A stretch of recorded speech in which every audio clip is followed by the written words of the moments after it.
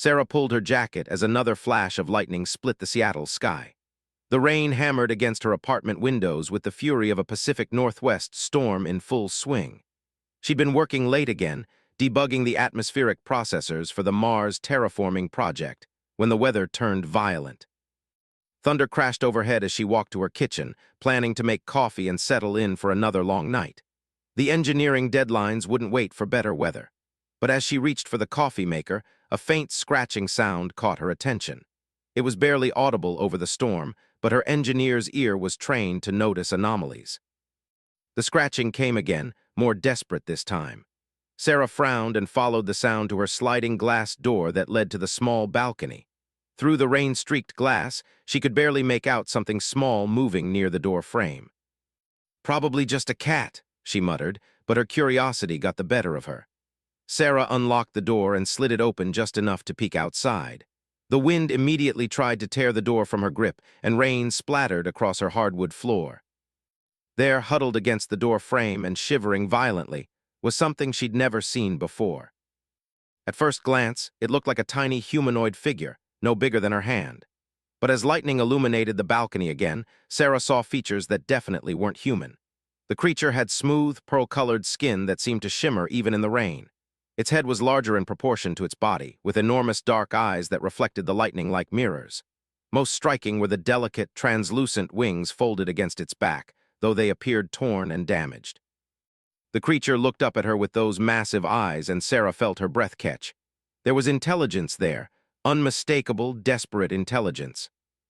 "What in the hell?" she whispered. The tiny being tried to stand, but immediately collapsed again. One of its legs was clearly broken, and there were cuts across its wings that leaked a silvery fluid. It opened its mouth and made a sound like wind chimes mixed with static, then pointed weakly at the open door. Sarah's rational mind screamed that this was impossible. She was a mechanical engineer, grounded in physics and reality. Things like this didn't exist, but the creature was obviously real, obviously suffering, and obviously asking for help. "You want to come inside?" she asked, feeling ridiculous for talking to what might be some kind of elaborate hoax. The being nodded emphatically, then tried again to stand. This time it managed to take one wobbly step before falling forward. Without thinking, Sarah reached out and caught it in her palm. The creature was warm, she realized with surprise, and incredibly light, as if its bones were hollow like a bird's. It looked up at her from her cupped hands, and she could swear it was trying to smile despite its obvious pain. "Okay," Sarah said, more to herself than to the creature. "I guess you're coming inside." She carefully maneuvered back through the door and slid it closed, shutting out the storm. The sudden silence felt overwhelming. Sarah stood in her living room, staring down at the impossible thing in her hands. "This is crazy," she said. "I'm either having a breakdown or you're actually real." The creature made another chiming sound, softer this time, and settled more comfortably into her palm. It seemed to understand that it was safe now. Sarah's practical nature kicked in. Real or not, the thing was injured and needed help. She'd figure out the rest later. Moving carefully, she walked to her bathroom and grabbed a soft washcloth from the cabinet.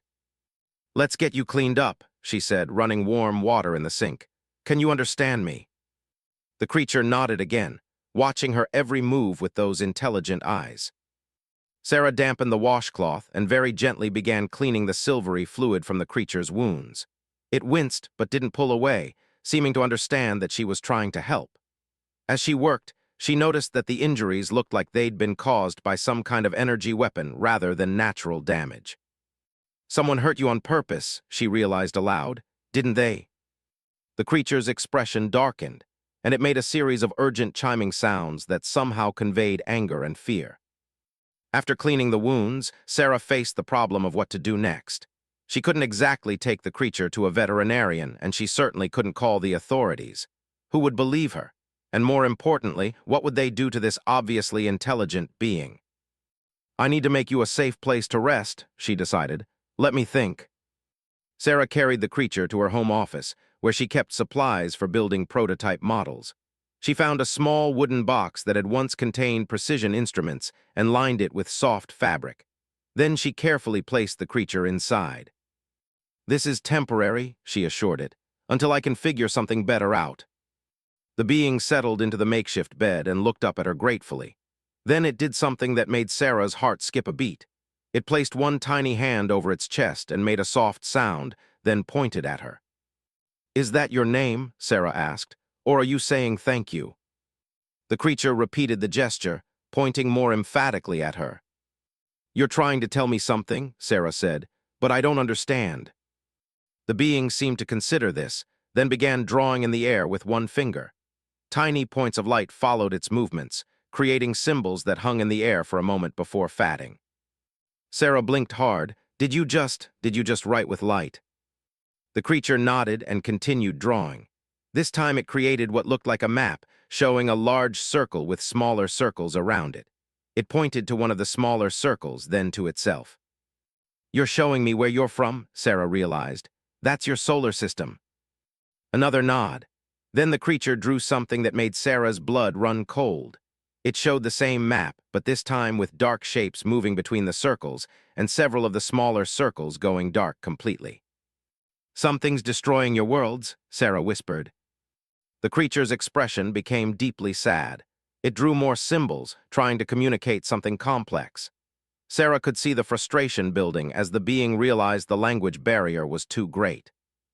Finally, the creature pointed to its damaged wings, then made a motion like something flying away very fast. Then it collapsed back into the fabric, clearly exhausted from the effort. "You were running from something," Sarah understood. "Something that destroyed your home." The creature nodded once more, then closed its enormous eyes. Within moments, its breathing became slow and regular.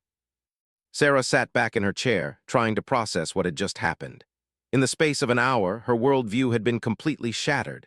Not only was there intelligent life beyond Earth, but it was in danger. And somehow, this tiny refugee had ended up on her balcony in the middle of a Seattle thunderstorm.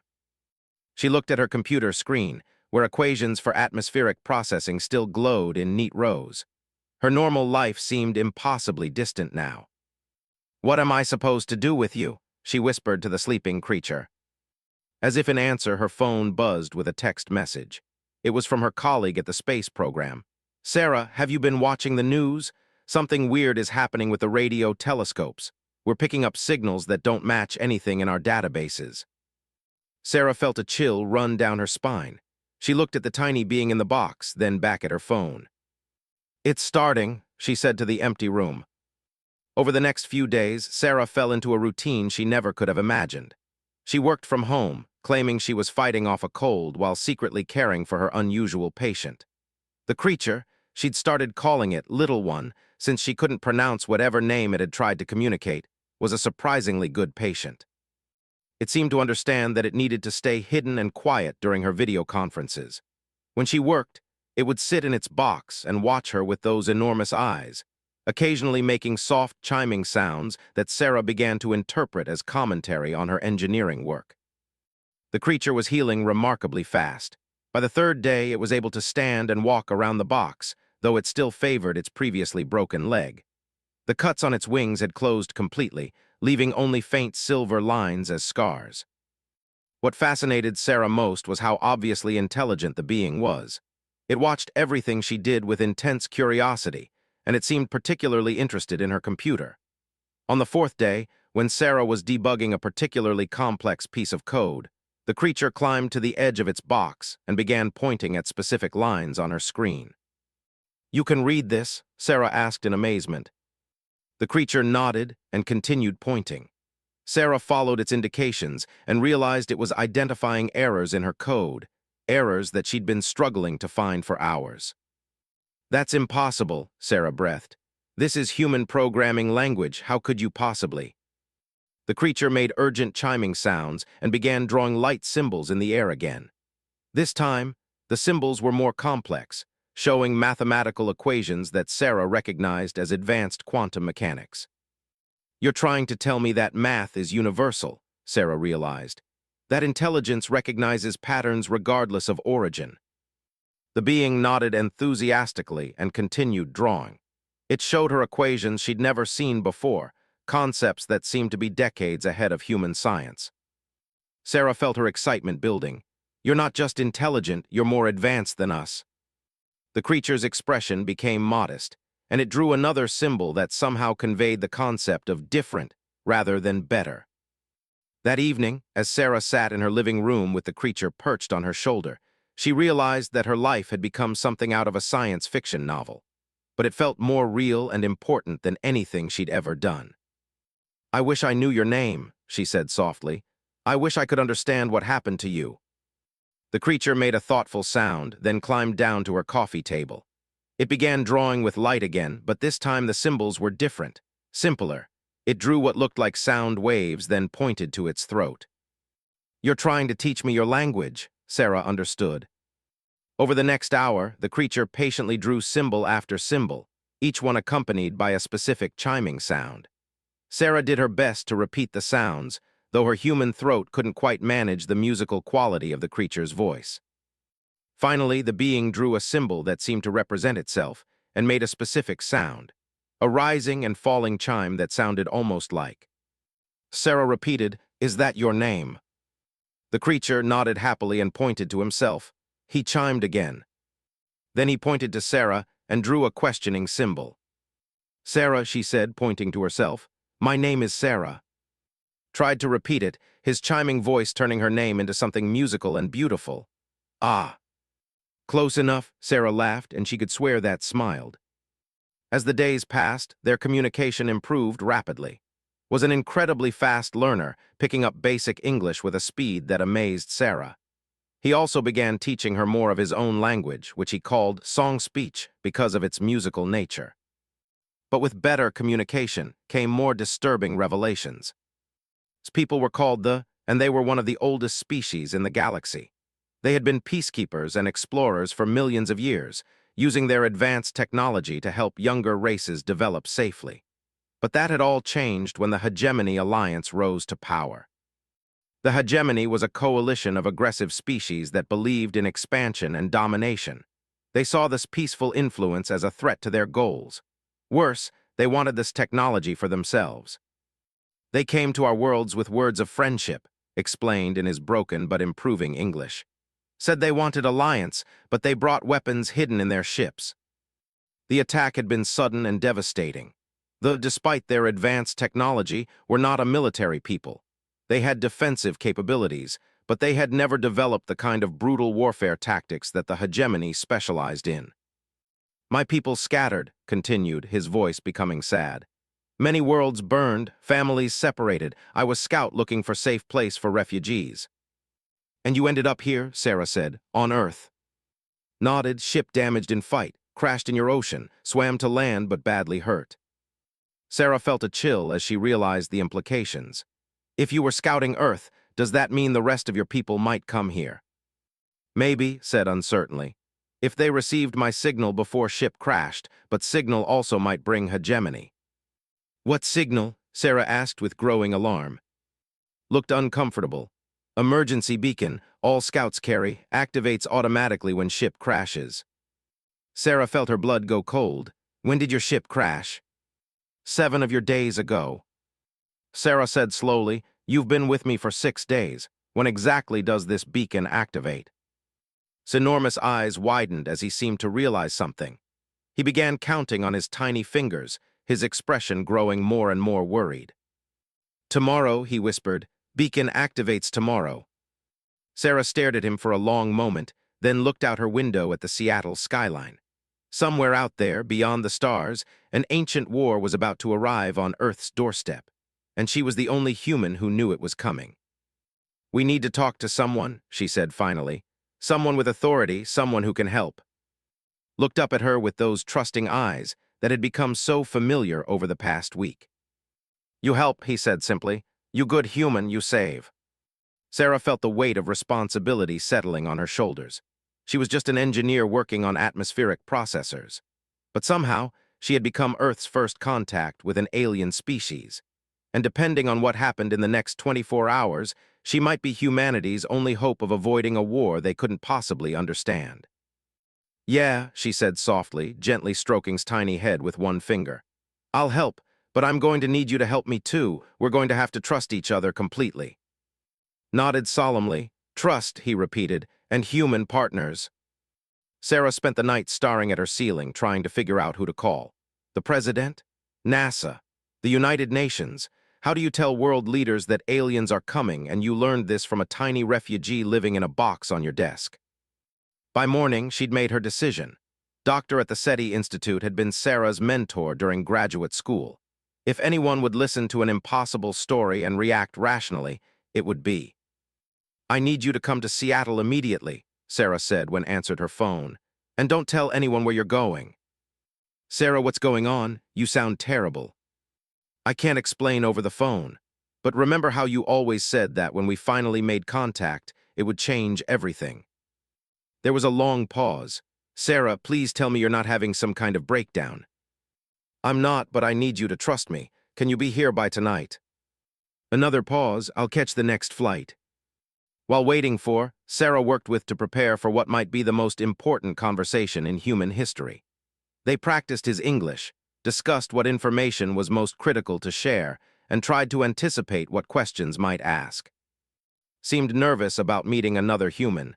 "What if she not good like you?" he asked. "What if she tries to hurt?" "'S one of the good ones," Sarah assured him. "She spent her whole life looking for people like you." Looking for any intelligent life from other worlds. She'll be amazed to meet you." That evening arrived at Sarah's apartment looking tired and worried. She was a small, intense woman in her 60s with gray-streaked hair and sharp brown eyes that missed nothing. "Okay, Sarah," she said as soon as the door closed.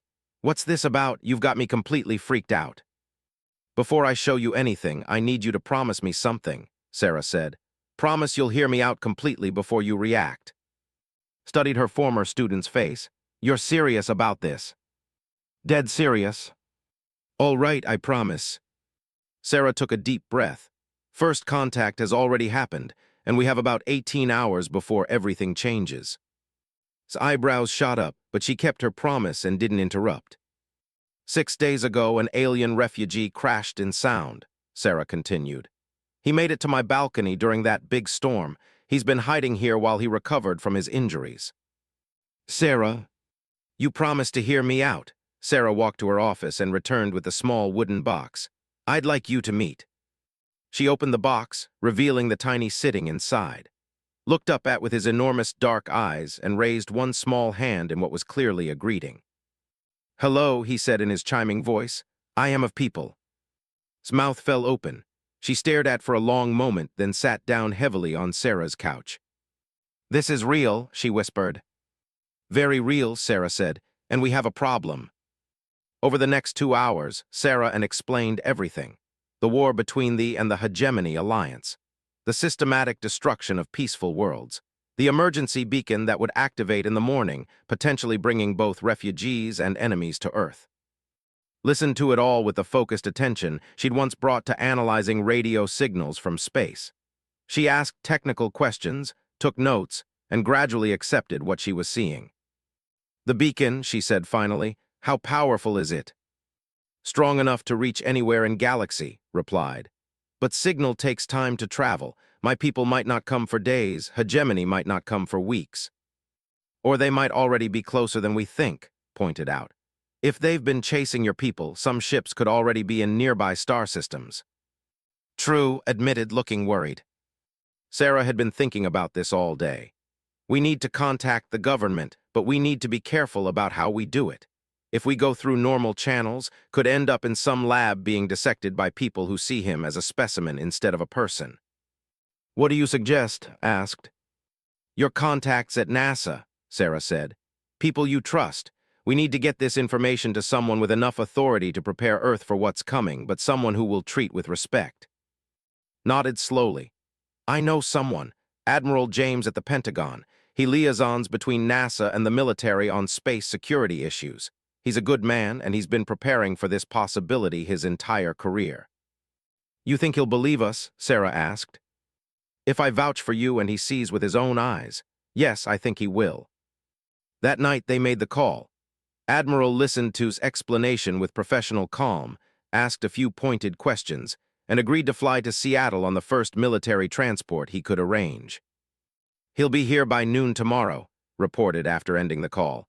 "He's bringing a small team of specialists, but he promised they're people he trusts completely." "Good," Sarah said. because according to calculations, the beacon activates at 2 p.m. Pacific time. The next morning brought clear skies and an atmosphere of nervous tension. Sarah had called in sick to work again, claiming her cold had gotten worse. She spent the morning answering questions about human military and government structure, trying to prepare him for what was coming. Humans have many separate nations? Asked, struggling with the concept. Not one unified people. Not yet, Sarah explained. We're still learning to work together as a species. It's complicated. But if hegemony comes, all humans in danger, yes, not just one nation. That's right. Considered this? Then all humans must work together, like did when great asteroid threatened our home world long ago. At exactly noon, a black SUV pulled up outside Sarah's apartment building. Met Admiral and his team at the door and led them upstairs. Was a tall, graying man with intelligent eyes and the bearing of someone accustomed to making difficult decisions under pressure. With him were Dr. from NASA, Colonel Mike Stone, a specialist in first contact protocols, and Lieutenant Sarah Park, a translator and communications expert. Ms. Admiral said as introductions were made.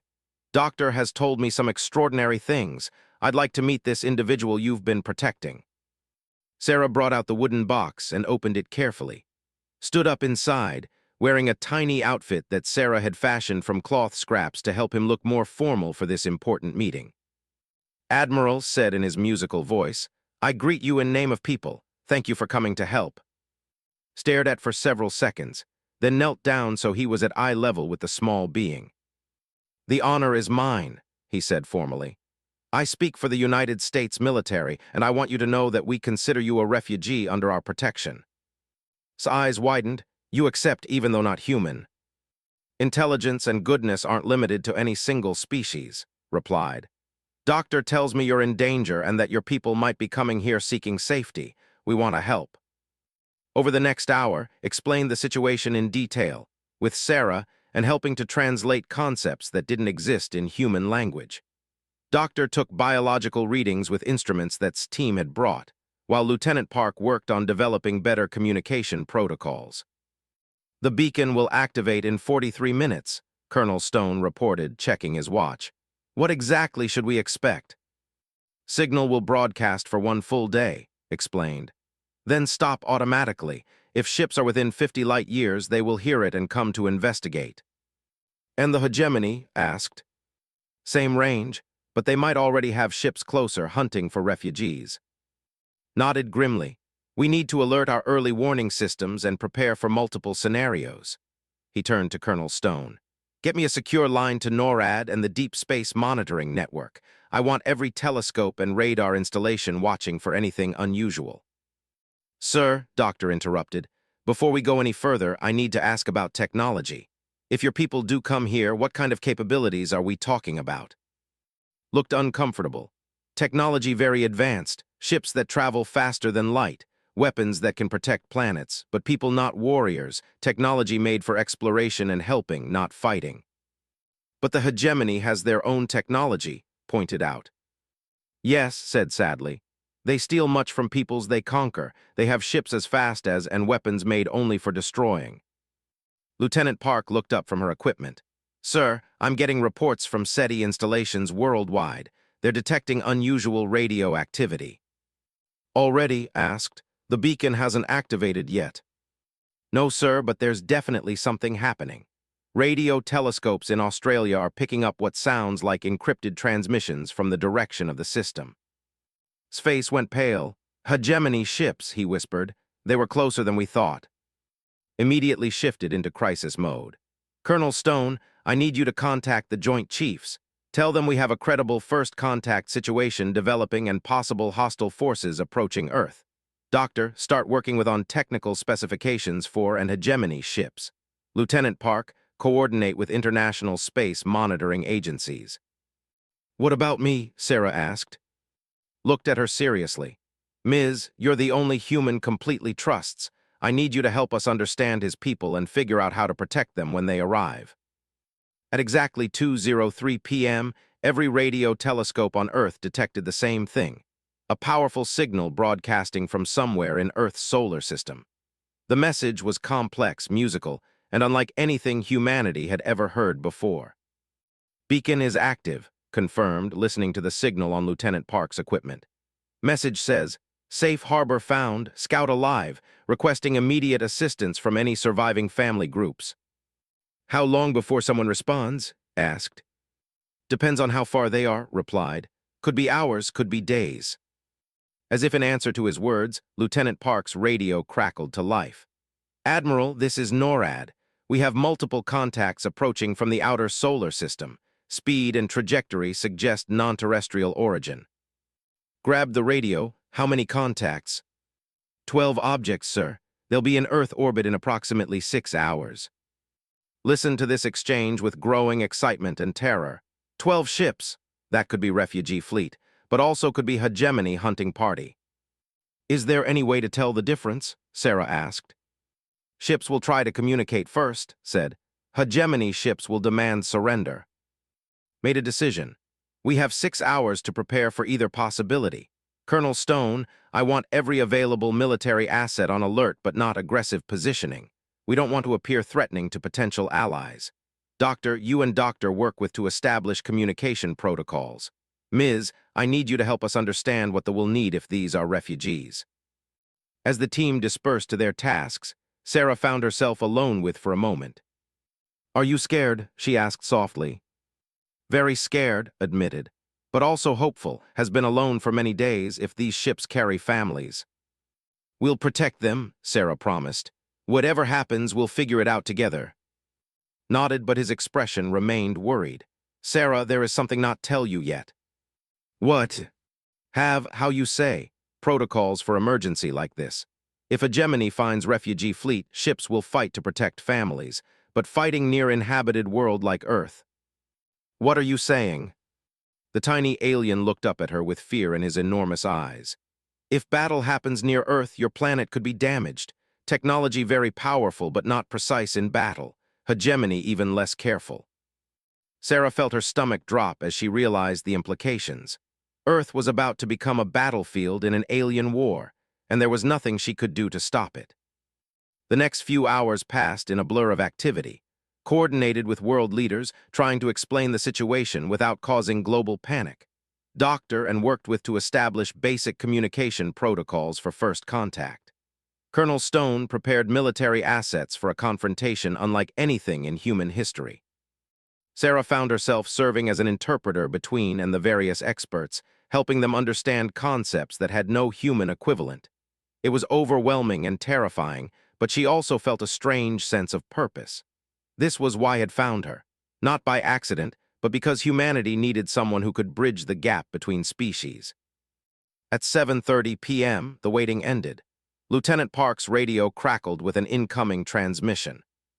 "This is Deep Space Monitor Station Alpha," came the voice. "We have visual confirmation on the approaching contacts. Admiral, sir, you need to see this." The transmission switched to a video feed from the space station. On the screen, 12 objects hung against the star field, unlike anything humanity had ever built. The ships were elegant, organic-looking curves that seemed to flow like liquid metal. They pulsed with soft, multicolored lights that reminded Sarah of aurora displays. "Ships," whispered, his voice filled with emotion. "My people survived." But even as Sarah felt relief washing over her, Lieutenant Park's radio erupted with another transmission.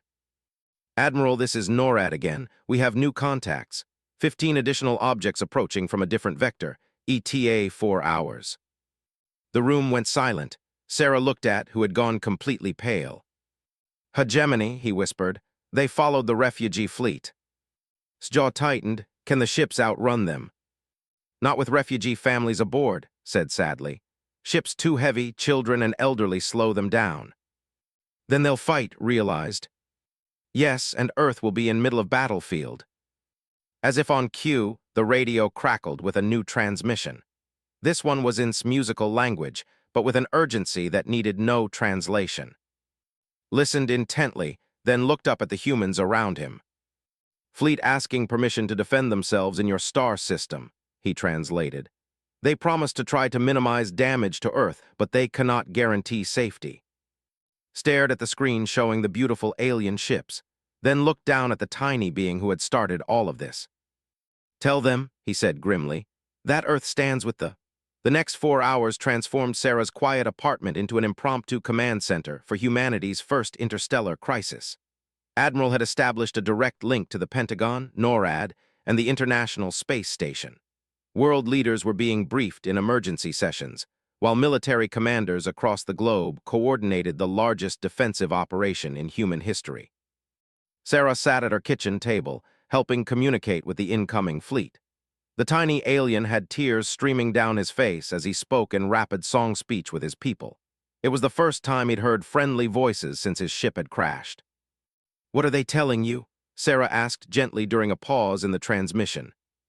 "There are 47 survivors on the ships," said, his voice thick with emotion. "Mostly families with younglings. They have been running for 3 months, hiding in empty star systems, looking for somewhere safe. And now they've found us," said, monitoring the communications equipment. "Yes, but they bring danger too," replied sadly.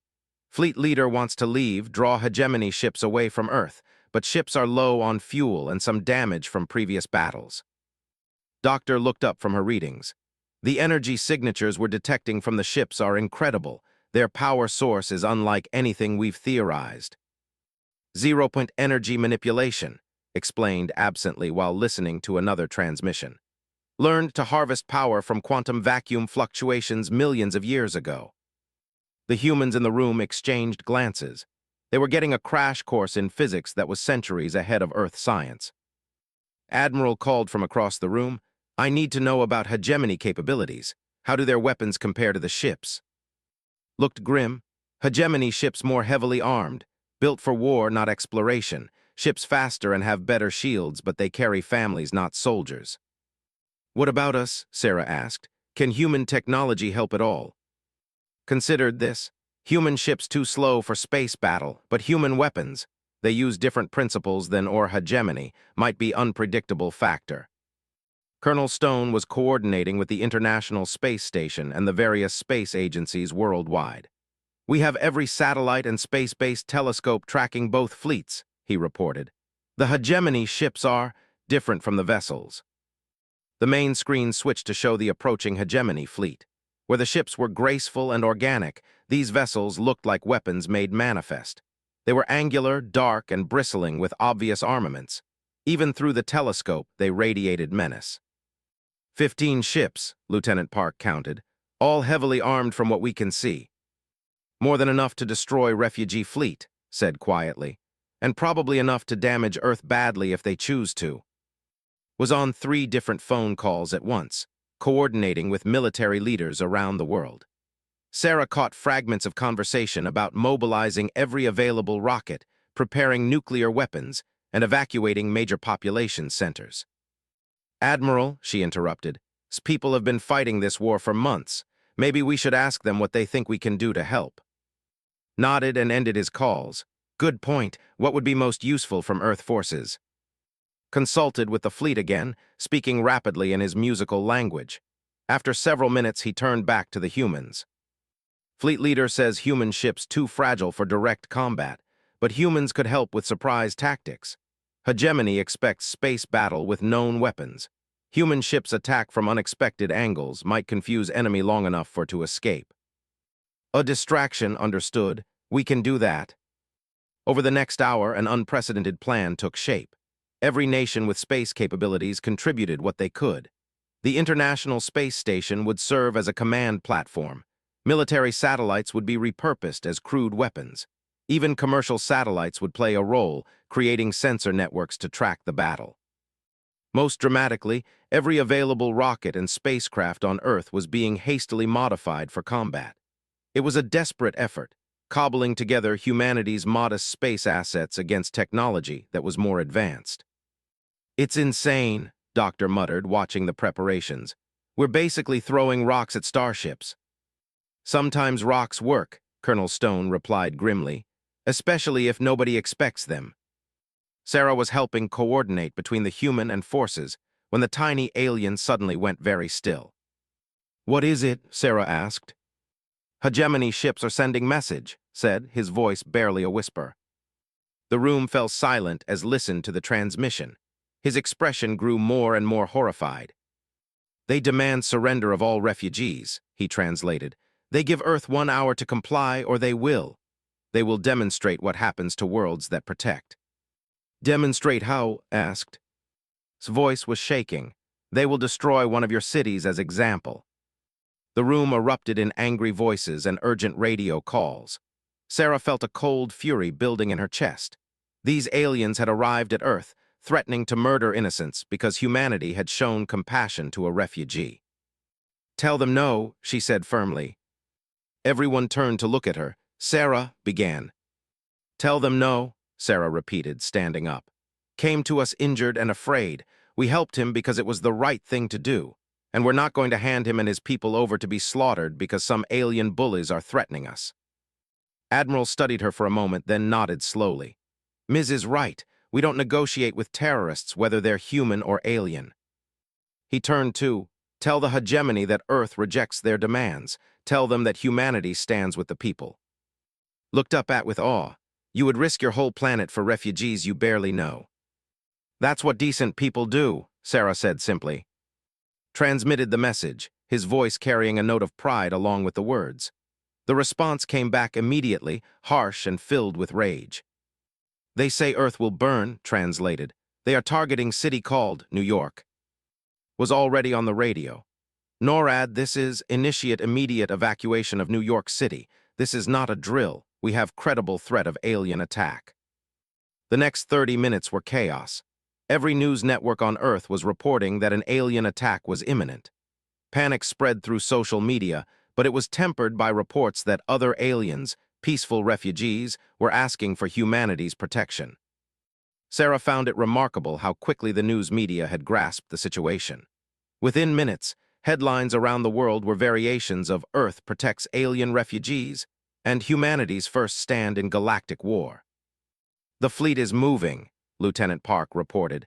They're positioning themselves between the hegemony ships and Earth. On the screen, they could see the graceful alien vessels spreading out in a protective formation.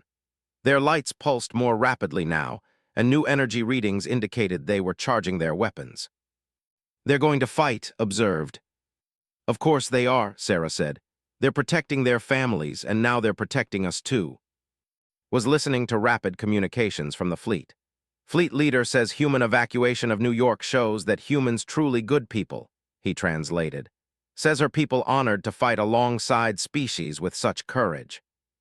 Tell her we're honored too, replied. The hegemony ships were now close enough that their details were visible on the telescopes. They were massive, each one larger than anything humanity had ever built. Energy readings showed they were charging weapons that could vaporize mountains. All human space assets report ready, Colonel Stone announced. It's not much, but everything we have is in position.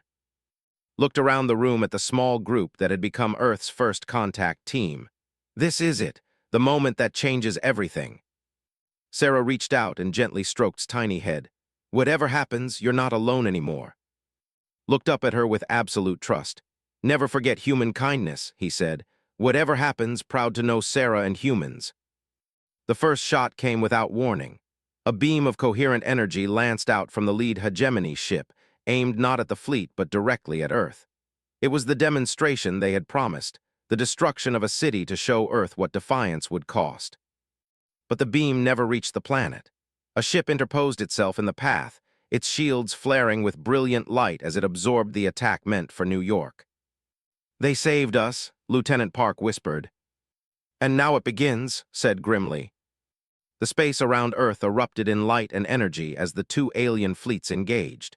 The ships moved like dancers, their graceful forms weaving between the heavier hegemony vessels. Weapons that could shatter asteroids painted aurora across Earth's sky. But it was immediately clear that they were outnumbered and several of their ships showed damage within the first few minutes of fighting. Now, commanded into his radio, all human assets begin Operation Slingshot. From every direction, humanity's modest space fleet converged on the battle. The International Space Station, hastily equipped with improvised weapons, fired kinetic projectiles at the nearest hegemony ship. Modified telecommunications satellites released swarms of reflective chaff, confusing alien sensors. Most dramatically, Three hastily modified cargo rockets approached the hegemony formation from below, where their sensors weren't expecting threats from Earth itself. The effect was immediate and profound. The hegemony ships, focused on the threat, were caught completely off guard by attacks from what they had dismissed as a primitive species. One of their smaller vessels actually took significant damage from a kinetic impactor launched from the moon base. "It's working," Doctor said in amazement. "They're confused." But the confusion didn't last long. The hegemony quickly adapted, turning some of their weapons toward the human spacecraft. The first cargo rocket was vaporized instantly, its crew of volunteers becoming humanity's first casualties in an interstellar war. "Hegemony very angry at human interference," reported, listening to intercepted communications. "They are, what is word, escalating attack." On the screens, they could see the hegemony ships forming a new attack formation, preparing to overwhelm both the defenders and the human forces. "We need more time," said grimly. "The evacuations aren't complete." Sarah was watching the battle, her mind racing. There had to be something else they could do, some way to help that the aliens wouldn't expect.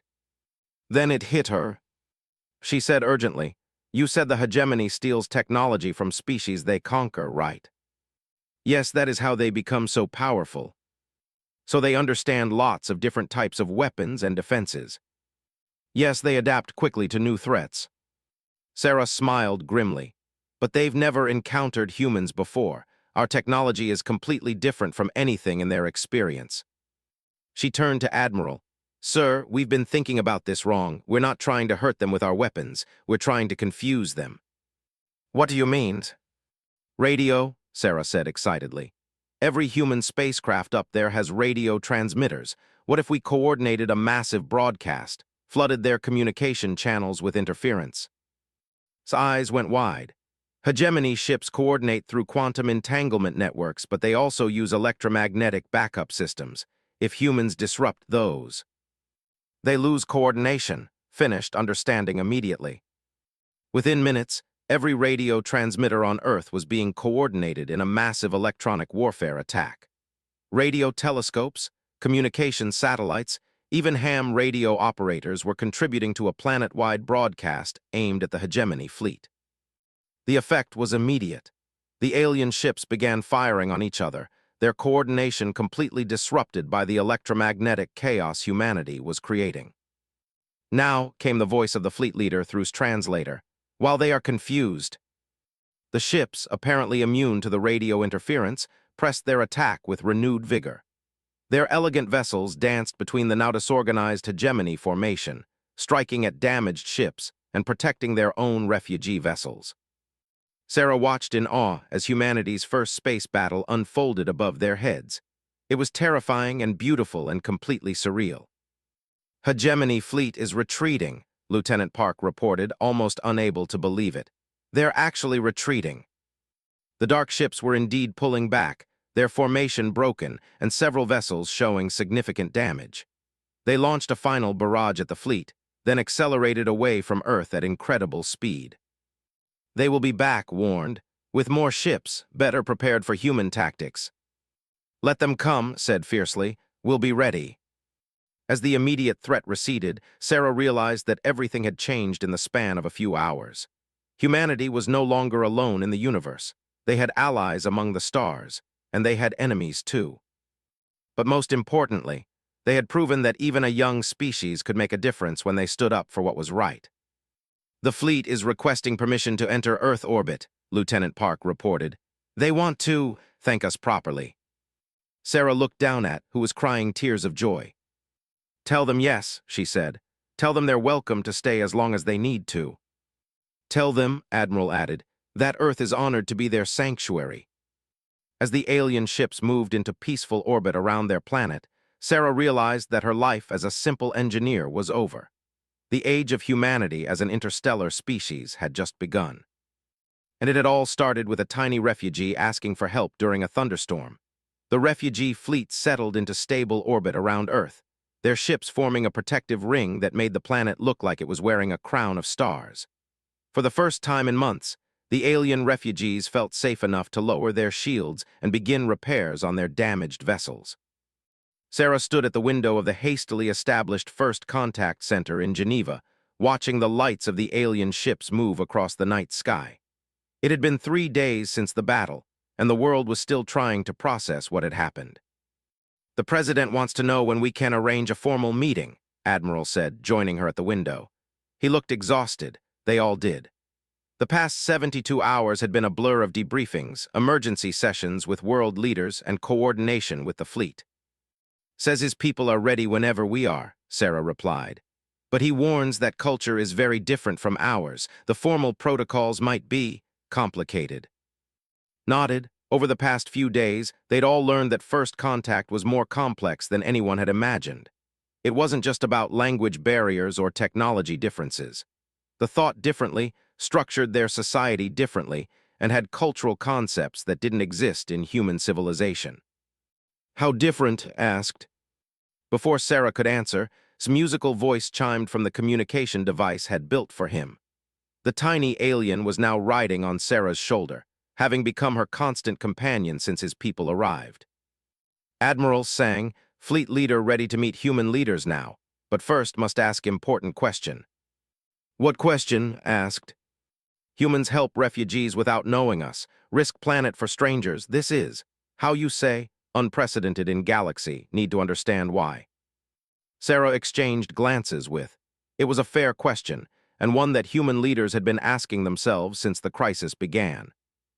"Because it was right," Sarah said simply. "You needed help, we could help, that's enough." Translated this to his people, and Sarah could hear excited chiming from the communication device as the response came back. "Fleet leader says this confirms what's suspected," reported. "Humans are what call light-bearers species that bring hope to dark galaxy." "What does that mean exactly?" asked. Before could answer, Doctor burst into the room. "Admiral, we have a problem. NORAD is tracking massive energy buildup from the direction the hegemony ships retreated." Immediately shifted into crisis mode. "How massive?" "Big enough to crack continents, sir. They're coming back and they're bringing reinforcements." Within minutes, the First Contact Center was buzzing with activity.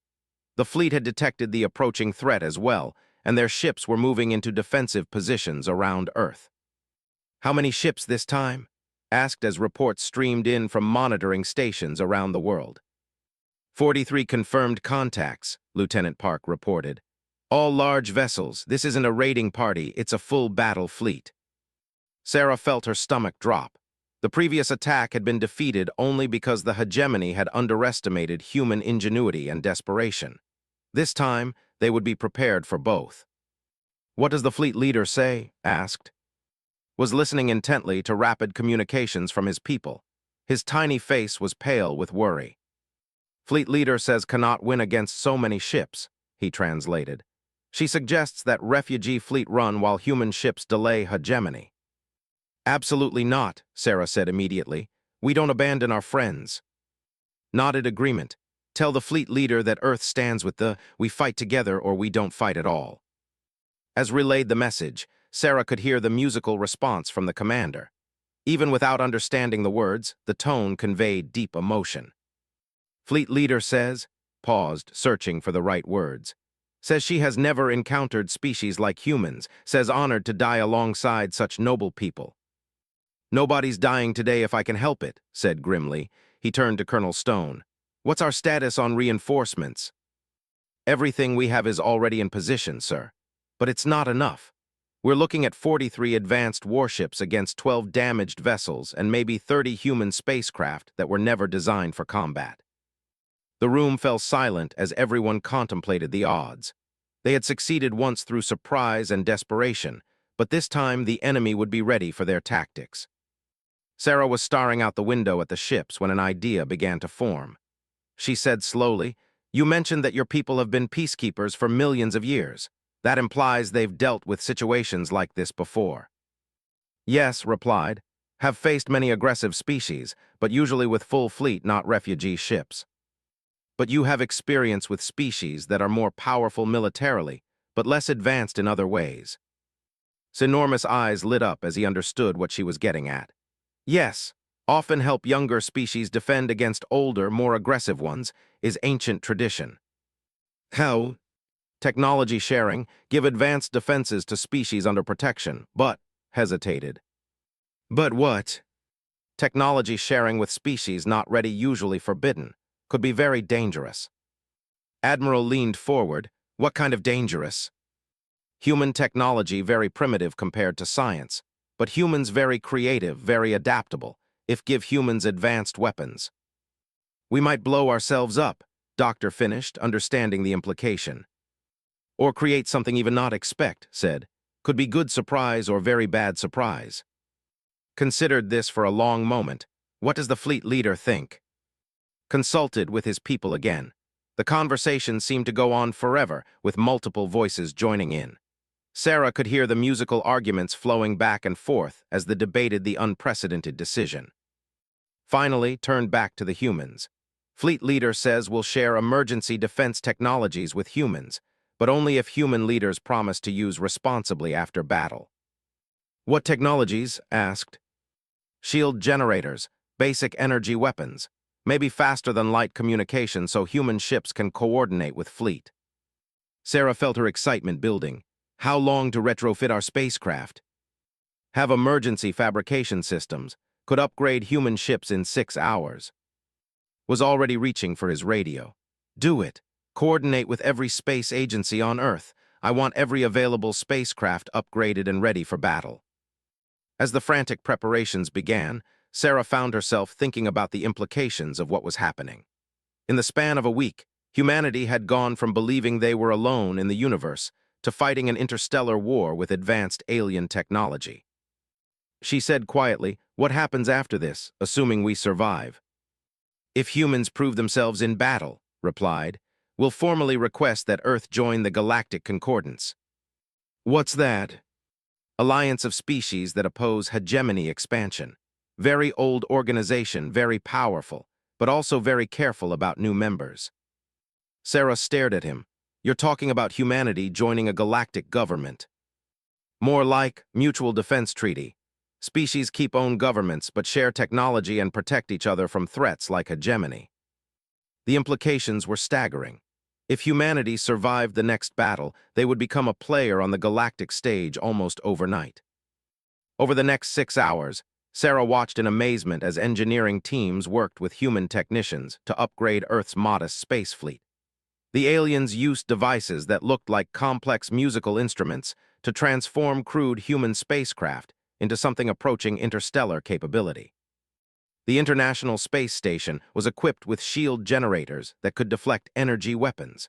Military satellites received upgrades that turned them into actual combat platforms. Even civilian communications satellites were modified to serve as nodes in a faster-than-light coordination network. Most impressive were the modifications to the larger spacecraft. Cargo haulers became missile platforms. Research vessels received energy weapons that could crack asteroids. The space shuttle was transformed into something that looked like a hybrid between human engineering and alien artistry. It's incredible, Doctor said, watching the transformations through the telescope feeds. They're not just adding weapons to our ships, they're improving everything. Life support, propulsion, structural integrity. Believe if species survives first major battle, they deserve to survive all battles, explained. So upgrades are built to last. How does this work exactly? Sarah asked, watching an engineer float in space next to the space station, somehow manipulating the station's hull with beams of light. Technology based on quantum field manipulation, said. Your scientists call it programmable matter, can change structure of materials at atomic level. Sarah felt a chill of excitement. You're talking about nanotechnology that's centuries ahead of anything we've theorized. More like, Doctor corrected, studying the energy readings from the alien work. This is technology so advanced it might as well be magic. As the upgrades continued, reports came in about the approaching hegemony fleet. The enemy ships were moving slowly but deliberately, clearly confident in their overwhelming numerical superiority. They're taking their time, Colonel Stone observed. No surprise attacks this time. They want to make sure they crush us completely. Good, said grimly. Gives us time to prepare properly. With 2 hours until the hegemony fleet arrived, the upgrades were complete. Sarah could hardly recognize the human spacecraft on the telescope feeds. They looked sleek and deadly, their new hulls gleaming with energy fields and exotic materials.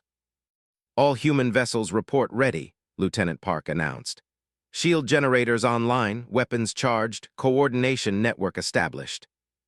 "And the fleet?" asked. "Repair work complete," reported. "Fleet leader says 12 ships plus 37 upgraded human vessels give much better chances than before." "What are our chances?" Sarah asked bluntly. Consulted with his people before answering. "Fleet leader estimates 40% probability of victory, better than 0% from before upgrades." It wasn't great odds, but it was better than the certain defeat they'd faced an hour ago. "There's something else," continued. "Fleet leader wants to know if human leaders understand what victory means." "What do you mean?" asked. "If humans help defeat Hegemony Battle Fleet, humans become official enemies of Hegemony Alliance. They will come back with more ships, more weapons. Earth will need protection forever." Sarah felt the weight of the decision settling on all of them. They weren't just fighting for their lives. They were choosing sides in a galactic war that had been raging for centuries. "What's the alternative?" she asked. "Hand you over to be slaughtered?" "Some species choose that path," said sadly. "Hegemony promises to leave them alone if they do not interfere with hegemony expansion." Jaw tightened, "And you believe them?" "Hegemony sometimes keeps such promises, for a while, but species that abandon allies are never trusted again. Eventually, hegemony conquers them too." "Then we fight," said simply. "Earth doesn't abandon its friends." As if summoned by his words, alarms began sounding throughout the first contact center. "Hegemony fleet dropping out of faster-than-light travel," Lieutenant Park announced. "All ships prepare for battle." Sarah looked out the window at the lights moving across the sky. Human ships and vessels moving into formation for humanity's second space battle. "Whatever happens," she said too, "I'm glad we found each other." "Also glad," replied, his musical voice carrying deep emotion. "Today, Galaxy sees what humans truly are." As the enemy fleet materialized in space around Earth, Sarah realized that the next few hours would determine not just the survival of two species, but the future of human civilization itself. The age of humanity hiding in one small corner of the galaxy was about to end forever. The Hegemony Battle Fleet dropped out of faster-than-light travel like a swarm of predators emerging from hyperspace. 43 massive warships materialized in formation around Earth's solar system, their dark hulls bristling with weapons that could sterilize planets. Sarah watched the tactical display with a mixture of terror and determination. The enemy ships were enormous. Each one dwarfed the largest human spacecraft, and some were the size of small cities. Their very presence seemed to darken the space around them. "My God," Doctor whispered, "how did they ever survive against things like that?" "By running and hiding," replied sadly from Sarah's shoulder. "Never built ships for such warfare. We are explorers and teachers, not warriors." Admiral studied the enemy formation through the telescope feeds. "They're not attacking immediately this time. What are they waiting for?" Listen to intercepted hegemony communications for a moment. "They are giving Earth one final chance to surrender refugees. They broadcast message now." The room's speakers crackled to life with an alien voice speaking heavily accented English. "Primitive humans of Earth, you have interfered in hegemony justice and harbored enemies of galactic order. Surrender all individuals immediately, and your world will be spared." Grabbed the radio transmitter. "This is Admiral James, representing Earth's Unified Defense Forces. We reject your demands. Earth stands with the people, and we will not abandon refugees who came to us seeking protection." There was a long pause before the alien voice responded, now filled with rage. "Then your world burns humans. Your species will serve as example to all who defy hegemony authority." "Well," Colonel Stone said dryly, "I guess diplomacy is off the table." Almost immediately, the tactical displays lit up with movement as the hegemony fleet began advancing. But something was different this time. Instead of the chaotic attack pattern from their first encounter, the enemy ships moved in perfect coordination, like a single massive organism. "They learned from last battle," observed. "No more confusion tactics will work." "Then we'll have to try something else," Sarah said, studying the enemy formation. An idea was forming in her mind, something desperate and probably suicidal, but it might just work. "Admiral," she said suddenly, The ships are faster than the hegemony vessels, right? Correct, confirmed. Much faster in normal space. And the human ships now have similar speed thanks to the upgrades. Yes, though not quite as fast as pure design. Sarah pointed at the tactical display. Look at how they're arranged. It's a standard military formation designed to bring maximum firepower to bear on a fixed target. But what if the target isn't fixed? Caught on immediately. You're talking about hit-and-run tactics, make them chase us while we pick them apart. Exactly. Their ships are more heavily armed, but they're also slower and less maneuverable, if we can force them to fight our kind of battle instead of theirs. It could work, said, his musical voice rising with excitement. Have used such tactics before against larger forces. Was already coordinating with the fleet commanders. All ships we're implementing mobile harassment protocol. Do not engage in direct confrontation. Hit fast, hit hard, then get out of range. The battle that followed was unlike anything in human military history. The combined human fleet split into small groups that darted around the massive hegemony formation like insects harassing a giant. They struck at the edges of the enemy fleet, targeting weapon emplacements and shield generators, then vanished before the heavier ships could respond. Sarah watched in amazement as human ingenuity combined with technology created something neither species could have achieved alone. The upgraded human ships used their crude but effective weapons to punch holes in enemy shields, while the vessels exploited those openings with precision strikes. It's working, Lieutenant Park reported. We've disabled 6 enemy ships and damaged a dozen more. But the hegemony was adapting too. Their formation began to shift, creating overlapping fields of fire that made hit-and-run attacks more dangerous. Several human ships took heavy damage, and one vessel was forced to retreat with critical systems failing. They're learning too fast, Colonel Stone warned. We need something else.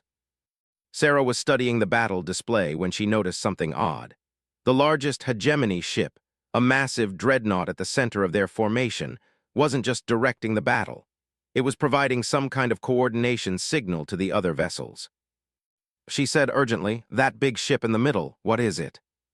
Listen to intelligence reports for a moment. Command vessel, contains hegemony battle coordination systems. All other ships receive orders from there. What happens if we take it out? Other ships lose coordination. But Sarah, that ship has strongest shields, heaviest weapons. Is suicide to attack directly. Sarah was quiet for a long moment, thinking. Then she turned to Admiral with a look of grim determination. Sir, I have an idea, but it's going to require everything we've got, and some of us aren't coming back. Tell me. We use the human ships as a diversion. Every available vessel attacks the command ship at once, drawing all their fire. While they're focused on us, the fleet hits them from behind. Stared at her. Sarah, that's a suicide mission. The human ships won't survive that kind of concentrated fire. Maybe not, Sarah admitted. But if it works, we break their command structure and give them a chance to finish this. I won't order people to die. Then ask for volunteers. Looked around the room at the faces of the people who had become Earth's first contact team. They all wore the same expression, scared but determined. I'll coordinate the attack from here, he said finally, but I'm not sending anyone up there who doesn't volunteer freely. The response was immediate and overwhelming. Every human ship in the fleet volunteered for the mission. Cargo haulers, research vessels, military satellites, they all wanted to be part of the attack that might save Earth and the refugees. Tell them, said into his radio, his voice thick with emotion, that Earth is proud of them all.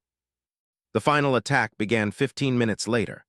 37 human spacecraft, hastily upgraded with alien technology, formed up for a direct assault on the largest, most powerful warship in the hegemony fleet. Sarah watched through the telescope feeds as her species wrote its name in fire across the stars. The human ships moved together with perfect coordination, their upgraded weapons blazing as they charged straight into the teeth of the enemy formation. The hegemony response was immediate and devastating. Beams of energy that could vaporize mountains lashed out at the approaching human fleet. Ships began disappearing in flashes of light, their crews dying for people they'd never met from a world they'd never seen. But they kept coming. The survivors pressed their attack with a ferocity that seemed to surprise even the hegemony. Human ships rammed enemy vessels when their weapons failed. Damaged craft used themselves as projectiles, their crews shouting defiance over the radio as they made their final attacks. Now commanded, while they're distracted. The fleet struck from behind the hegemony formation like avenging angels. Their elegant ships danced through the enemy fleet's rear guard, targeting the command vessel's engines and shield generators with surgical precision. "Direct hit on command ship," reported, his voice filled with awe. "Human sacrifice giving perfect opportunity." The massive command vessel shuddered under the combined assault. Its shields flickered and failed just as the last surviving human ships reached it. A cargo hauler from the moon base, its hull glowing with heat damage, managed one final ramming attack that breached the dreadnought's armor.